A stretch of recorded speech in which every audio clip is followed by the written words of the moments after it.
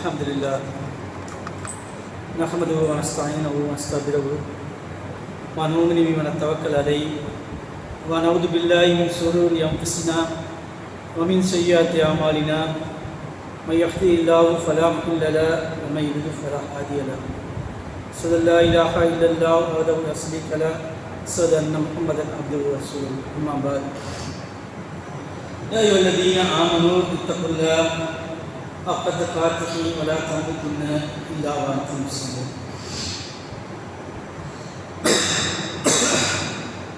اللهم صل على محمد وعلى آل محمد كما صليت على إبراهيم وعلى آل إبراهيم إنك حميد مجيد اللهم بارك على محمد وعلى آل محمد كما باركت على إبراهيم وعلى آل إبراهيم إنك حميد مجيد அளவற்ற அருளாளனும் நிகரற்ற அன்புடையமாகிய எல்லாம் வல்ல அல்லாஹ்வின் திருநாமத்தால் ஆரம்பிக்கின்றேன். நாட்களிலே சிறந்த நாட்களாக விளங்கக்கூடிய இந்த ஜுமா தினத்தில் நாம் வந்திருக்கின்றோம். நம் அனைவருக்கும் அல்லாஹ் அருள் புரிவானாக என கூறிக்கொண்டு என் உரையை ஆரம்பிக்கின்றேன். நம்ம பார்க்கக்கூடிய தலைப்பு பொறாமை. இந்த பொறாமை என்பது சைத்தானுடைய குணம், ஒரு மோசமான குணம். பொறாமை என்றால் என்ன அப்படின்னா, ஒருவருடைய வளர்ச்சியை பார்த்து பொறுப்புறது, காழ்ப்புணர்ச்சி ஏற்படுத்திக் கொள்வது, கெடுதி செய்வது. இந்த பொறாமை எல்லா மனிதர்களுக்கும் இருக்குது, இல்லைன்னு சொல்ல முடியாது. இந்த பொறாமை ஒரு மனிதன் ஏற்பட்டுச்சு இருந்துச்சு அப்படின்னா இன்னொரு மனிதரை அழிக்க செய்யும், இல்லாமல் ஆக்க செய்யும். பொறாமை ஒரு மேலே பார்க்குறாரு, அவர் வளர்ச்சியை பார்க்குறாரு. பொருளாதாரத்தில் வளர்ச்சி, அழகில் வளர்ச்சி, அறிவுல வளர்ச்சி, அதே மாதிரி என்னாவது மார்க் அடிப்படையில் வளர்ச்சி.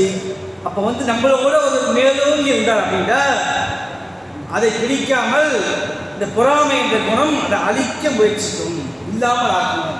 அதுக்கு எந்த கீழ்நிலைக்கு வேணாலும் போகணும், எப்படி வேண்டாலும் நீட்டுக்கட்டி கூட அந்த மேல் உள்ளவரை கீழே கொண்டுவதற்கான முயற்சிகளை செய்யக்கூடியதுதான் அந்த பொறாமை. இது சைத்தான குணம். அல்லாஹ் ரப்பல் ஆலமீன் பொறாமைக்காரன் தீயை விட்டு பாதுகாப்பு பேசுவாங்க. குர்ஆன்ல சொல்றாங்க, பொறாமை அந்த அளவுக்கு மோசமானது, அவருடைய தீங்கு பார்த்தீங்களா, அதை விட்டு நீங்கள் பாதுகாப்பு தேடுங்கள். உலக பிறப்பில் ஃபலக் சூறா பார்த்தீங்களா, நம்ம எப்போதும் ஓதக்கூடியது தான். சூறா தொழுகையிலே ஓதுவோம் நம்ம. அப்போ அந்த சூறாவில் தான் இறுதியில் சொல்கிறான், ரொமின் சரி ஆசிரி இதா சார், பொறாமைக்காரன் தீங்கை விட்டு அல்லாஹ்வுடன் பாதுகாப்பு தேடுறேன், நான் பாதுகாப்பு தேடிக்கொள்கிறேன். பொறாமைக்காரன் என்ன பண்ணுவோம், நமக்கு தீங்கு செய்வான். அந்த தீங்கு செய்யாமல் இருப்பதற்காக அல்லாஹ்வுடன் பாதுகாப்பு தேடுறான் அப்படின்னா பொறாமை எந்த அளவுக்கு மோசமான குணம் என்பதை நீங்கள் விளங்கிக் கொள்ளுங்கள். அதை நம்ம ஒன்று நல்லா தெரிஞ்சு கொள்ள வேண்டும் அப்படின்னா, நபிகள் நாயகம் ஸல்லல்லாஹு அலைஹி வஸல்லம் அவருடைய ஒரு நபிமொழியை பார்த்துட்டு நம்ம விளக்கத்தை பார்ப்போம். நபிகள் நாயகம் ஸல்லல்லாஹு அலைஹி வஸல்லம் ஒரு மனிதரை பார்த்து சிறப்புக்குரியவராக, சுமணத்துக்குரியவராக சிறப்பித்து சொல்றாங்க. ஒரு மனிதரை பார்த்து சுமணத்துக்குரியவர் என சிறப்பித்து 3 தடவை சொல்றாங்க. அவருடைய செயல்கள், எண்ணம் எப்படி இருந்துச்சு, அது நம்மள்கிட்ட இருக்கா, நாம் எப்படி நடந்து கொள்ள வேண்டும் என்பதை பற்றி இன்ஷாஅல்லாஹ் பார்ப்போம். நாங்கள் நபிகள் நாயகம் ஸல்லல்லாஹு அலைஹி வஸல்லம் அவர்கள் கூட சபையில் அமர்ந்திருந்தோம். அப்துல்லா இப்னு அம்ரு ரலியல்லாஹு அறிவிக்கிறாங்க, நாங்கள் நபிகள் நாயகம் ஸல்லல்லாஹு அலைஹி வஸல்லம் அவர்கள் கூட சபையில் அமர்ந்திருந்தோம். இப்போ நபி ஸல்லல்லாஹு அலைஹி வஸல்லம் சொன்னாங்க, ஒரு மனிதர் வருவார், அவர் சுமணத்துக்குரியவர் என கூறினாங்க. அவர் ஒழுவு செய்துவிட்டு தாரியில் அப்படியே தண்ணீர் சொட்டுது, இடது கையில் செருப்பை தூக்கி கொண்டு உள்ளே வந்தார். 2வது நாளும் நாங்கள் நபிகள் நாயகம் ஸல்லல்லாஹு அலைஹி வஸல்லம் அவர்கள் கூட அமர்ந்திருந்தோம். நபிகள் நாயகம் ஸல்லல்லாஹு அலைஹி வஸல்லம், இப்பொழுது ஒருவர் வருவார், அவர் சுமணத்துக்குரியவர் என சிறப்பித்து சொன்னாங்க. முதல் நாள் யார் வந்தாரோ அதே மனிதர் வராது, அதே மாதிரி ஒழுங்கு செய்துவிட்டு தாரியில் அப்படியே தண்ணி சொட்டுது, இடது கையில் செருப்பை எடுத்துக்கொண்டு உள்ளே நுழைந்தார். 3ஆம் நாளும் நாங்கள் நபிகள் நாயகம் ஸல்லல்லாஹு அலைஹி வஸல்லம் அவர்களோட சேர்ந்து அமர்ந்திருந்தோம். 2 நாளாக யாரை பற்றி நபி ஸல்லல்லாஹு சொன்னாங்களோ அவரை பற்றியே 3வது நாள் சொல்கிறாங்க, அவரே தான் வராது. 3ஆம் தடவையும் அந்த சுமணத்துக்குரியவர் என்று நபி ஸல்லல்லாஹு சொல்கிறாங்க, அவர் தான் உள்ளே வராரு. அதன் பிறகு அவர் வெளியே போகிறாரு. நான் அவரை பின்தொடர்ந்து சென்றேன். இந்த அப்துல் ரஹ்மான் அபு எல்லாம் என்ன பண்ணுறாங்க, 3 தடவையும் நபிகள் நாயகம் ஸல்லல்லாஹு அலைஹி வஸல்லம் ஒரு மனிதரை பார்த்து சுவனத்துக்குரியன்னு சொல்கிறாங்க. எல்லா சஹாபாக்களுக்கும் ஆச்சரியம் தான் ஏற்படும். சிறப்பித்து ஒரு மனிதரை பார்த்து சொல்கிறாங்க அப்படின்னா எல்லாமே ஆச்சரியப்படுறாங்க. ஆனால் அப்துல்லா இப்னு அம்ரு மட்டும் என்ன பண்ணுறாரு அப்படின்னா அவரே பின்தொடர்ந்து சென்றார். அவர் பின்னாடியே அவர்கிட்ட போய் எனக்கும் என்னுடைய தந்தைக்கும் சில மனஸ்தாபம், 3 இரவுகள் நான் அவர் கூட தங்க மாட்டேன் என்று நான் சத்தியம் பண்ணிட்டேன். உங்கள் வீட்டில் தங்கி கொள்ளவா என்று அனுமதி கேட்குறாரு. எதுக்கு? நபி ஸல்லல்லாஹு அலைஹி வஸல்லம் ஒரு சுனத்துக்குரிய சொல்லிட்டாங்க. அவருடைய மார்க்க இபாதத்துக்கள் வணக்க வழிபாடுகள் எப்படி இருக்கும் தெரிந்து கொள்ள வேண்டும், நானும் செய்யணும், நானும் சுனத்துக்கு செல்ல வேண்டும் என்று ஆர்வம் உண்டு. இப்படி சொல்லிட்டாங்களே என்று என்ன பண்ணுறாரு, அவர் பின் தொடர்ந்து போய் நான் தங்க மாட்டேன்னு சொல்லிட்டேன், 3 இரவுகள் உங்கள் வீட்டில் தங்கி கொள்ளவா என்று அனுமதி கேட்கிறாரு. அவர் அனுமதி கொடுக்குறாரு. இரவு கூட தங்கியிருக்காரு. கண் விழித்து பார்க்குறாரு. இரவு தொழுகிறாரா, குர்ஆன் ஓதுறாரா, திக்ர் செய்கிறாரா, இல்லை சகர் செய்கிறாரா, என்ன வணக்க வழிபாடில் ஈடுபடுறாரு என்று விழித்துக்கிட்டே பார்க்குறாரு. விழித்து கொண்டே பார்க்குறேன். அவர் இந்த நல்லது தவிர எதுவும் பேசல. இரவில் தூங்கும் பொழுது பிறண்டு படுக்கிறார் பார்த்தீங்களா, அப்போ அல்லாஹ்வை புகழ்ந்தார். பிறண்டு படுப்பார்ல, பிறண்டு படுக்கும் பொழுது விழிக்கும் பொழுது மட்டும் அல்லாஹ் உட்பட்டு அல்லாஹ்வை புகழ்ந்தார். நல்லதை தவிர அவர் எதுவுமே பேசல. ஃபஜர் தொழுகைக்கு எந்திரிச்சாரு. ஃபஜருக்கு தான் எந்திரிக்காரு.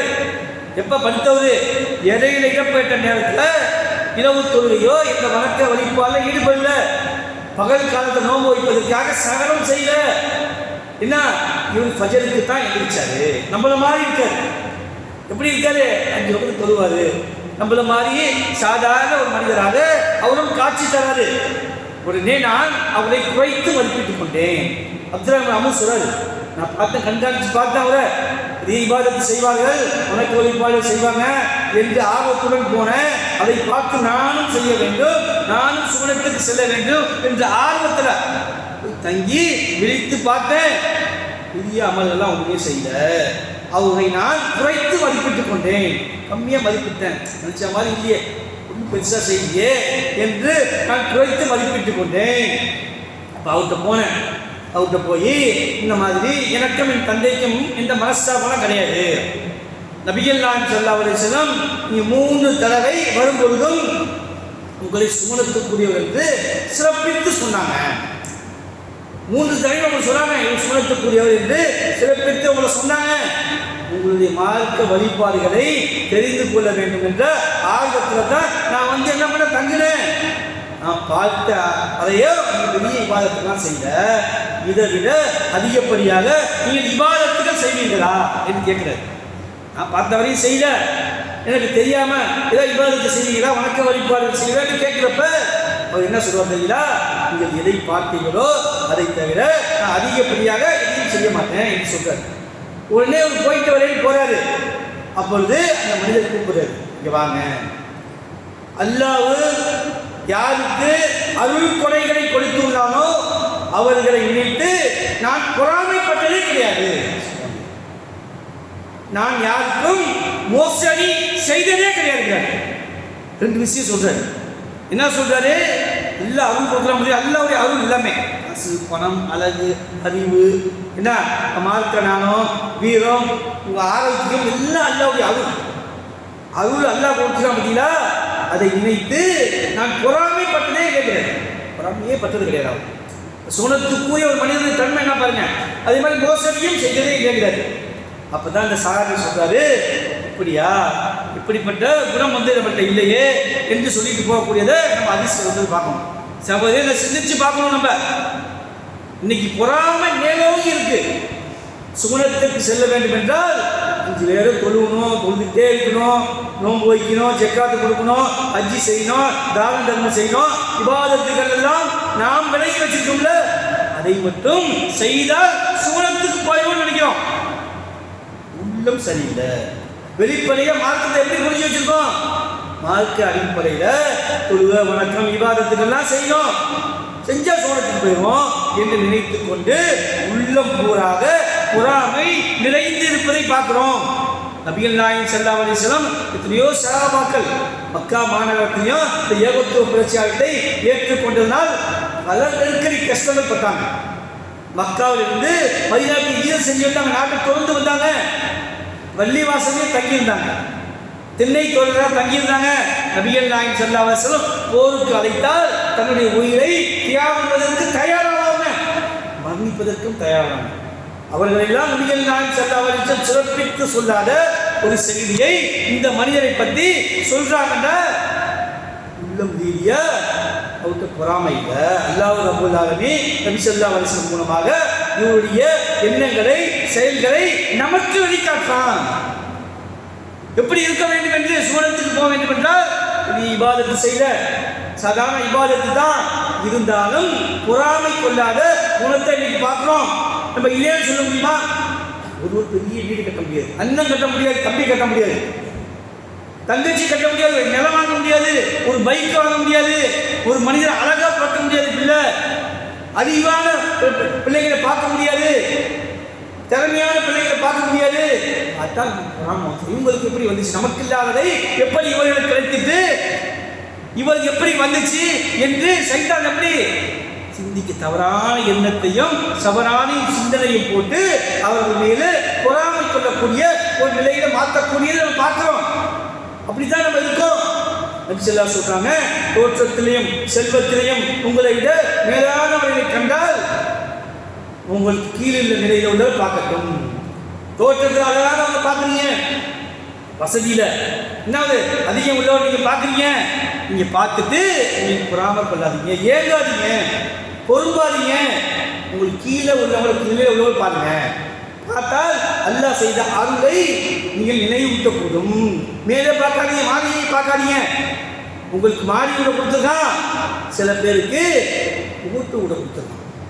ஓட்டு விடு பூசி உள்ள வரும், பனிய உள்ள வரும், இன்னும் வெயில உள்ள வரும். அதை விட அல்லாஹ் ரப்பல் ஆலமீன் நமக்கு மாடி விடாத கொடுத்துருக்கானே என்று எல்லாருக்கும் நன்றி செலுத்துங்க.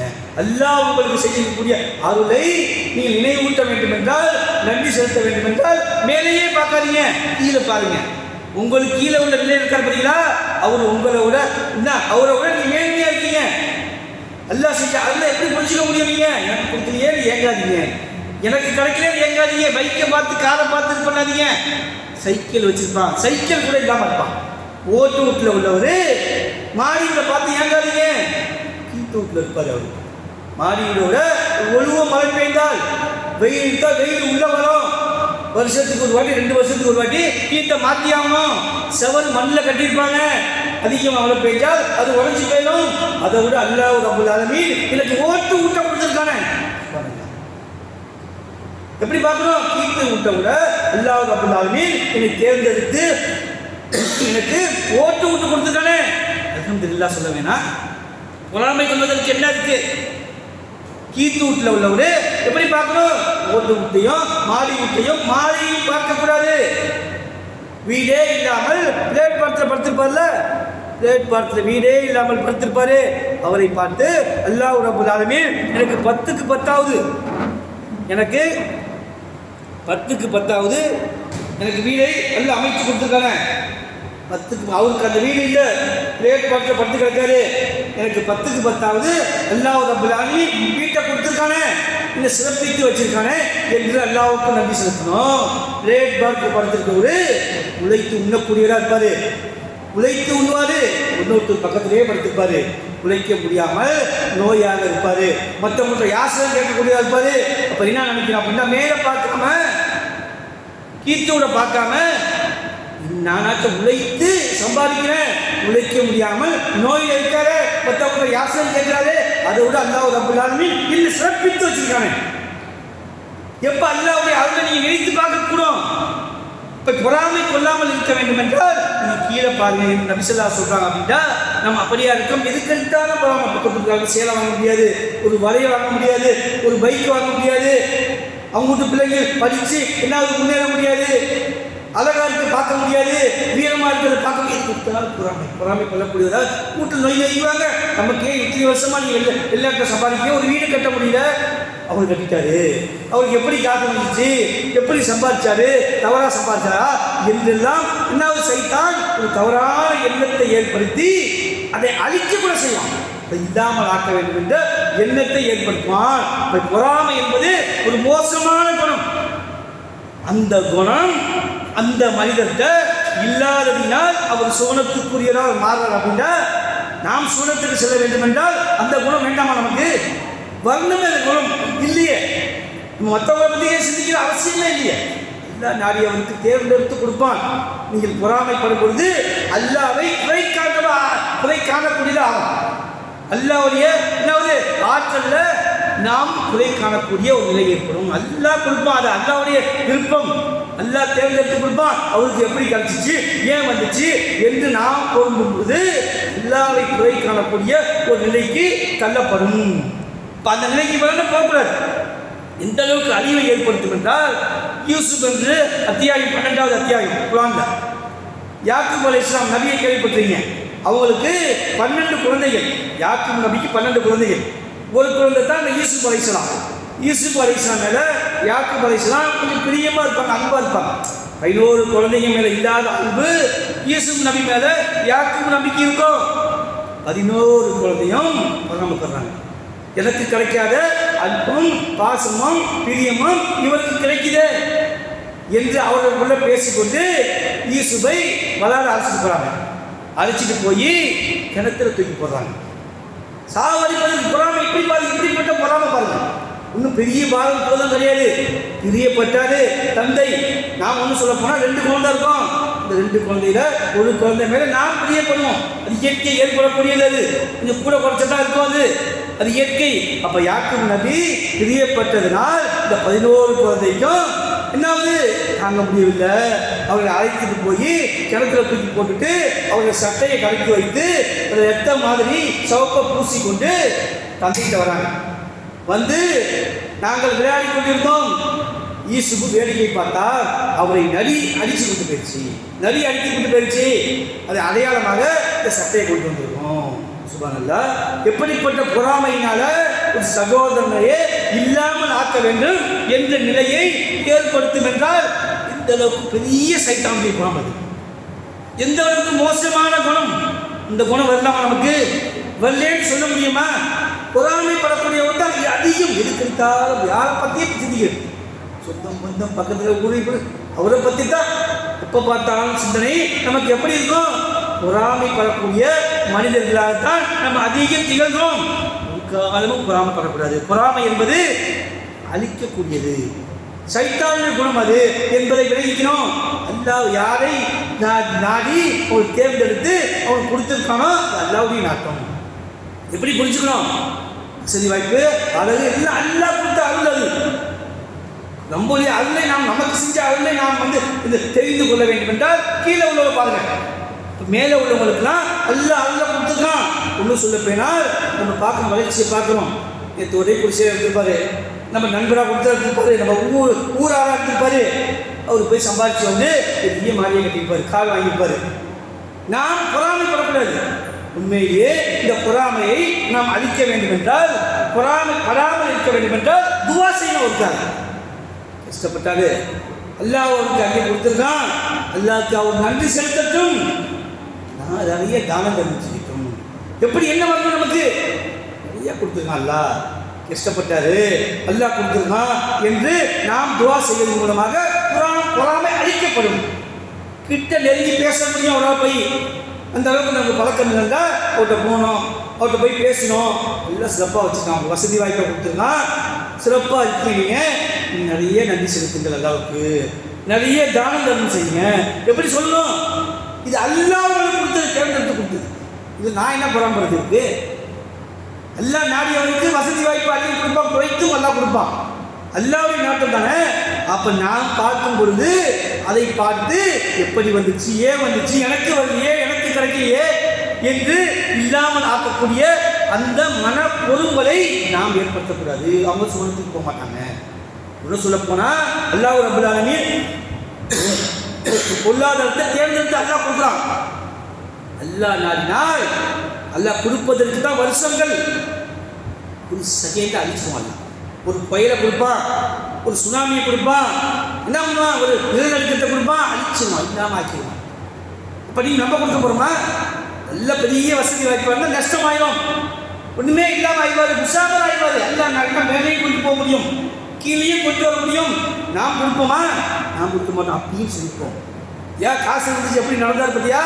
இப்போ இல்லாமல் எல்லாம் ஆகிட்டான். அப்போ என்ற மனநிலையை ஏற்படுத்தக்கூடாது. இப்போ பொறாமை என்பது ஒரு மோசமான குணம். இந்த சுகுணத்துக்குரிய அந்த மனிதனுடைய தன்மை நான் பொறாமைப்பட்டதே கிடையாது என்று சொல்றார். அப்படின்னா ஒரு காலமும் பொறாமை, யாரையும் பார்த்து நம் பொறாமைப்படாமல் உள்ளம் நமக்கு தூய்மையாக இருக்க வேண்டும். உள்ளம் தூய்மையாக இருக்க, எந்த நம்ம தூய்மையாக இருக்கணும் அப்படின்னா, நபிகள் நாயகம் ஸல்லல்லாஹு அலைஹி வஸல்லம் அவர்கள்ட்ட அப்துல்லா இப்னு அம்ர் தான் கேட்கிறாரு. இந்த ஹதீஸ் பார்த்தீங்களா, இந்த ஹதீஸை அறிவிக்கக்கூடிய அவர் தான் நபி ஸல்லல்லாஹு அலைஹி வஸல்லம் அவர்கள்ட்ட என்ன கேட்கிறாரு? மக்களிலே சிறந்தவர் யாருன்னு கேட்கிறார். மனிதர்களே யார் சிறப்புக்குரியவங்க என்று கேட்கிறப்ப நபி ஸல்லல்லாஹு அலைஹி வஸல்லம் தொழுதுகிட்டே இருப்பாங்க, நோன்பு வச்சுக்கிட்டே இருப்பாங்க, ஜக்காத்து கொடுப்பாங்க, ஹஜ்ஜி செய்வாங்க, தான தர்மம் செய்வாங்க, பசுமணி ஊட்டிக்கிட்டே இருப்பாங்க, குர்ஆன் ஓதிக்கிட்டே இருப்பாங்க. என்ன சொன்னாங்க? என்ன சொன்னாங்க? உண்மை பேசக்கூடிய ஒவ்வொருவரும் தூய உள்ளம் கொண்டவரும். மக்கள் யார் சிறந்தவரு? நாம் எதிர்பார்த்திருக்கோம்ல, அவங்க கிடையாது. உள்ளம் சரியா இருக்கணும். உண்மை பேசக்கூடியவரும் இல்லை, உள்ளம் தூய்மையானவரும் நாங்கள் விசுவாசம். அப்ப அந்த சஹாபி கேட்கிறாரு, உண்மை பேசக்கூடிய யாருக்கு தெரியும்? ஏன்னா ஒரு பேச்சை வச்சு கண்டுபிடிச்சிடலாம். நம்ம பேசிட்டு இருக்கிற பேச்சு ஜாஸ்தி பேசக்கூடியவா இருப்பாங்க, நிறைய போய் பேசுவாங்க, கலந்து பேசுவாங்க. பேச்சு கம்மியாக இருக்கும், இந்த பேசக்கூடிய அந்த பேச்சுகள் எல்லாம் நமக்கு தெளிவாக தெரியும். பொய்யா உண்மையான கொஞ்ச நாள் கண்டுபிடிச்சிடலாம், புதுசாக வந்து தெரியாமல் இருக்கும். அப்போ அந்த சஹாபி சொல்றாரு, உண்மை பேசக்கூடியவர் என்றால் யாருக்கு எனக்கு தெரியும், எங்களுக்கு தெரியும். தூய உள்ளம் கொண்டவங்க யாரு இருக்கிறாங்க? அவங்க குரோதமோ, அநியாயமோ, பாவமோ, பொறாமையோ அவர்கள் உள்ளத்தில் இருக்காது. யார் தூய உள்ளவர்? தூய உள்ளம் இருக்கணும். யாரை பற்றியும் பொறாமப்படக்கூடாது, யாரை பற்றியும் கவலைப்பட, யாரை பற்றியும் பேசக்கூடாது, யாரை பற்றியும் சிந்திக்கக்கூடாது. எப்படி இருக்கணும்? நம்ம அவங்களுக்கு கொடுத்துருப்பான், எப்பறம் பேசுறது, அவதூறு பரப்புறது, தேவையில்லாமல் மற்றவங்களை பற்றி பேசிட்டு இருக்குது, மற்றவங்க வளர்ச்சியை பார்த்து பொறுங்குறது, கால் புணர்ச்சி ஏற்படுத்துறது, கெடுதி செய்கிறது, எல்லாம் அழிக்கக்கூடியது தவறு. இப்போ பொறாமைப்படாமல் இருக்கக்கூடிய அந்த மனிதர் 3 தடவையும் நபி ஸல்லல்லாஹு அலைஹி வஸல்லம் ஒரு மனிதரை பார்த்து சுகுணத்துக்குரியவன்னு சொன்னாங்க. அவர் பெரிய இபாதத்தெல்லாம் செய்தாங்க. இந்த சஹாபி போய் அவர் வீட்டில் இருந்து அவரை கண்காணித்து பார்த்துட்டாரு. அவர்கிட்ட என்ன இருந்துச்சு? நான் யாரை நினைத்தும் அல்லாஹ் யாருக்கு அருள்குறையை கொடுத்தானோ அவர்கள் நினைத்து நான் பொறாமைப்பட்டதே இல்லைங்கிறார். இப்போ பொறாமைப்படாத இந்த மனிதர் சுகுணத்துக்குரிய மகள் அல்லாஹ் விஷயத்தில். அதே மாதிரி மக்களுக்கு செய்ய வேண்டிய விஷயம், அல்லாஹ்வுக்கு செய்ய வேண்டிய மார்க்க கடமை செய்யவில்லை என்றால் அல்லாஹ் கேட்பான், அல்லாஹ்ட்ட பாவம் மன்னிப்பு கேட்டுக்கலாம். இப்போ மனிதனுக்கு செய்ய வேண்டிய இந்த நற்காரியங்களில் நாம் சரியாக இருக்கணும், உள்ளம் தூய்மையாக இருக்கணும். எப்போ பார்த்தாலும் புறம் பேசுவார், எப்போ பார்த்தாலும் பொறுங்குவார். உள்ளத்து அஞ்சுக்கு தொழுவு இருக்குங்க, நோன்பு இருக்கும், ஜக்காத்து இருக்கும், அஜ்ஜி இருக்கும், குர்ஆன் ஓதிட்டே இருப்பார், தஸ்மணி ஓதிட்டே இருப்பார், பள்ளியாசலே இருப்பார்.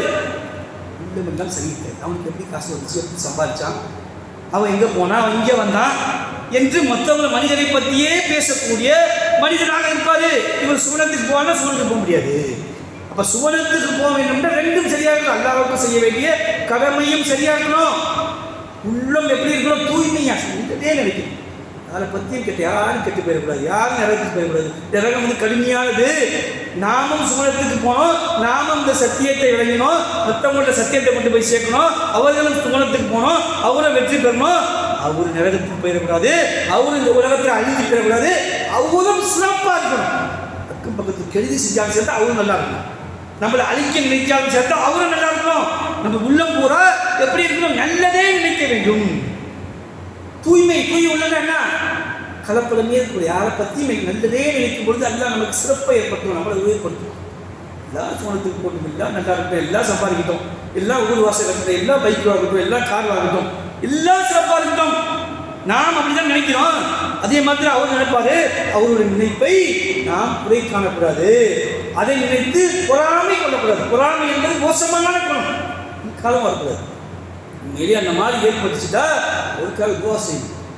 ஒரு வாங்குறாங்க, ஒரு வீட்டு சேலை வாங்குறாங்க, இப்போ பக்கத்து வீட்லேயே எங்கள் அக்காவை தங்கச்சியை பரவாயில்ல, அது இல்லை என்னுடைய மச்சான் கஷ்டப்பட்டு சம்பாதிச்சு ஒரு சேலையை வாங்கி கொடுக்குறாரு.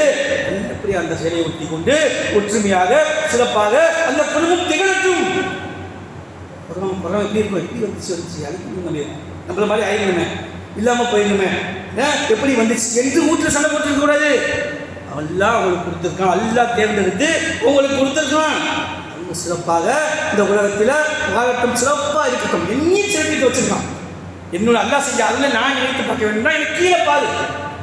பிசிலா சொன்னாங்கல்ல, உங்களுக்கு கீழே உள்ளவங்களை பாருங்க, தோற்றத்திலையும் செல்வத்திலையும் உங்களை விட மேலானவர்களை கண்டால் உங்களுக்கு கீழ்நிலையில் உள்ளவரை பார்க்கட்டாங்கல்ல, அவர்களை பார்த்தால் அல்ல என்னை மேன்மைப்படுத்தியிருக்கான், என்னை உயர்வுபடுத்தியிருக்கான், என்னை சிறப்புப்படுத்தியிருக்கான் என்ற ஒரு நிலைக்கு நம் ஆளாகக்கூடும் என கூறிக்கொண்டு நபி ஸல்லல்லாஹு அலைஹி வஸல்லம் 3 தடவை ஒரு மனிதரை சோனத்துக்குரியவர் என்று சிறப்பித்து சொன்னாங்கல்ல. அவர் பொறாமைப்பட்டதே இல்லைங்கிற வாழ்க்கை தேர்ந்தெடுத்து நபி ஸல்லல்லாஹு சொல்கிறாங்க. அவர்கிட்ட போய் கேட்கும் பொழுது பெரிய இபாதத்தெலாம் செய்யலை, பெரிய வணக்க வழிபாடெல்லாம் செய்யலை. சகாபி கண்காணிக்கும் பொழுது கண்காணித்து பார்க்குறாரு, 3 நாளும் இருந்து பார்க்குறாரு, பெரிய இபாதத்தெல்லாம் செய்யறாரு, தொழுகிறாரு. சாதாரண ஒரு மனிதராக இருக்காரு. எப்படி ஒரு சூழத்துக்குரியரா சொன்னாங்க என்று அவர்கிட்ட போய் கேட்கும் பொழுதுதான் அல்லாஹ் யாருக்கு அருள்கொடையை ஏற்படுத்தி இருந்தானோ கொடுத்திருந்தானோ அவர்கள் நினைத்து நான் பொறாமைப்பட்டதே இல்லைங்கிறார். அப்படின்னா அப்போ சோனத்துக்கு நாம் செல்ல வேண்டும் என்றால் தொழுகை வணக்கம் விவாதத்தை மட்டும் போதாது, உள்ளமும் தூய்மையாக இருக்க வேண்டும் என்று கூறிக்கொண்டு முதல் அமர்வை நிறைவு செய்கின்றேன்.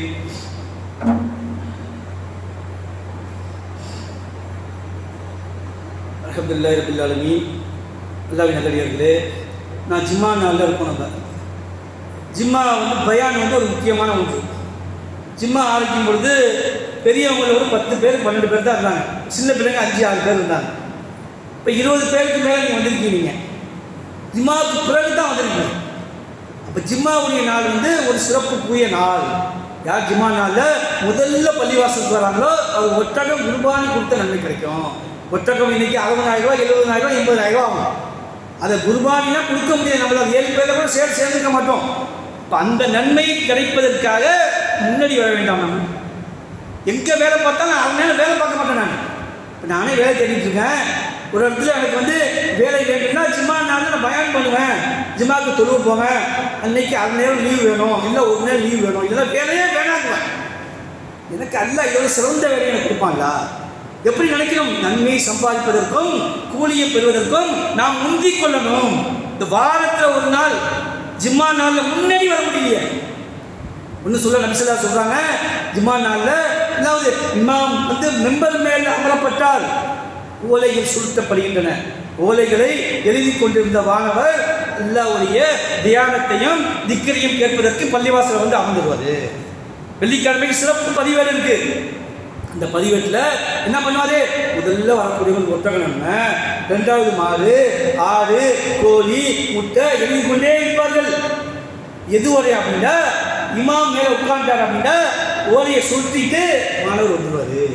அதுக்கு பிறகு வந்தவங்கன்னா வராத மாதிரி தொழுகை நன்மை கிடைக்கும். இந்த சிறப்பு பதிவேற்று புரியுதா?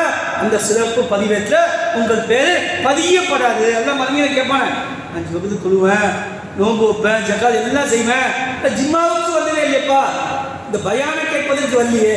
இப்போ பயான் அந்த அளவுக்கு அவசியமானது. வாரத்தில் ஒரு நாள் இந்த பயான் பார்த்தீங்களா எந்த அளவுக்கு அவசியமானது?